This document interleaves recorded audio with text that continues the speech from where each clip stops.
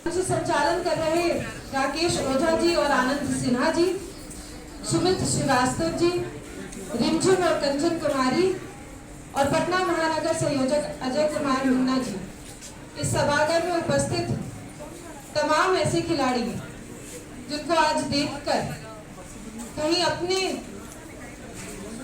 Sports के दिन याद आ जाते हैं, वैसे हमारे प्यारे भाइयों और बहनों, आप सबको मेरा सादर प्रणाम है। साथियों, आज जिस अटल सभागार में हम बैठे हैं, मैं आप सबको बता दूं कि ये स्टेज हमारे लिए भी बहुत लकी रहा है।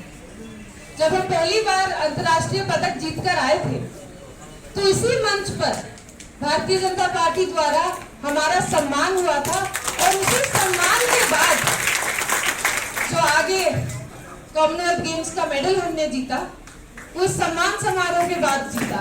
तो मैं सबसे पहले आप सबको बधाई देती हूँ कि आज आप सबका इस मंच पर सम्मान हो रहा है। और जिस तरह से अंग्रेजी में कहते हैं ना, द हिस्ट्री रिपीट्स इटसेल्फ, उसी तरह से मुझे पूरा विश्वास है कि आज इस सभागार में बैठे जितने भी हमारे भाई बहन हैं, वो आने वाले समय में अंतर्राष्ट्रीय स्तर पर बिहार का नाम रोशन करेंगे। साथ ही ये कोई पॉलिटिकल कार्यक्रम नहीं है, खेल से जुड़े हुए हैं। आज इसीलिए इतने बड़े मंच पर आने का, आप सब लोगों से रूबरू होने का मौका मिला है। एक बार राष्ट्रमंडल खेलों में जब हम ऑस्ट्रेलिया में थे, तो हमारे और एमा कॉक्स वहाँ की शूटर थी, जिनके बीच में सडन डेथ का कंपटीशन हुआ। ये गोल्ड मेडल की बाजी थी। अब ऑस्ट्रेलिया में खड़े ऑस्ट्रेलियन खिलाड़ी को हराना, बहुत प्रेशर था मन के ऊपर। एक तरफ पूरा भारत टीवी के माध्यम से आखिर निगाहें लगाकर बैठा था, और वहां फील्ड पर जब हम दोनों खड़े हुए, तो क्रिकेट स्टेडियम में जैसे आवाज आती है, ऑजी ऑजी आती है ना, ठीक उसी तरह से पूरा ऑडिटोरियम गूंज रहा था। साइड में हमारी माँ और हमारी बड़ी बहन ऑडियंस स्टैंड में थी। कुछ गिने चुने और मीडियागण जो इंडियन मीडिया थे हमारे साथ।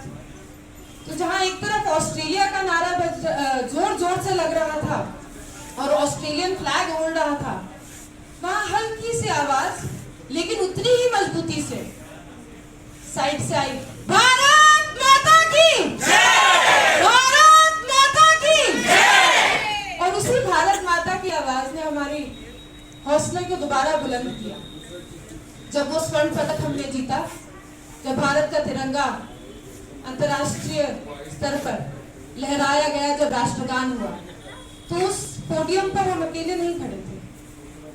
हमारे साथ बिहार की, भारत की तमाम जनता खड़ी थी और उन लोगों के आशीर्वाद की वजह से हमने वो पदक जीता। और आज के समय में जब हम देख रहे हैं कि किस तरह से हमारे भाई नीरज चोपड़ा लगातार कठिन से कठिन मुकाबला खेल रहे हैं, रिकॉर्ड ब्रेक कर रहे हैं, पुनः स्वर्ण जीते जा रहे हैं, तो मुझे पूरा यकीन है कि आज स्पोर्ट्स को बढ़ावा देकर हम लोग एक ऐसी जगह पर आ गए हैं जहां पर सही तरीके से खिलाड़ियों का सम्मान हो रहा है, प्रशिक्षण मिल रही है, आगे बढ़ने का मौका दिया जा रहा है। और सबसे महत्वपूर्ण बात, एक समय में स्पोर्ट्स को एक करियर ऑप्शन नहीं देखा जाता था, लेकिन आज क्योंकि केंद्र सरकार की इतनी सारी योजनाएं हैं जो स्पोर्ट्स खेलते खेलते आपको जॉब अपॉर्चुनिटी देने का वादा करती है, एक अपॉर्चुनिटी देती है, वो कहीं ना कहीं हमें और हमारे परिवारजनों को ये समझा रहा है कि स्पोर्ट्स भी एक ऐसा प्राइमरी करियर ऑप्शन है जिसमें बच्चे जाकर, बच्चियां खेलकर, आगे बढ़कर एक समय आने पर एक सम्मानजनक रूप से एक नौकरी कर सकते हैं। So I think that is a very good and a positive approach for India to be heading in sports. मैं आप लोगों को आज सिर्फ एक छोटा सा संदेश दूंगी कि सक्सेस को पाने के लिए, सक्सेस तक पहुंचने के लिए कोई शॉर्टकट नहीं, एक बहुत लंबा सफर होता है। और वो सिर्फ और सिर्फ हार्डवर्क से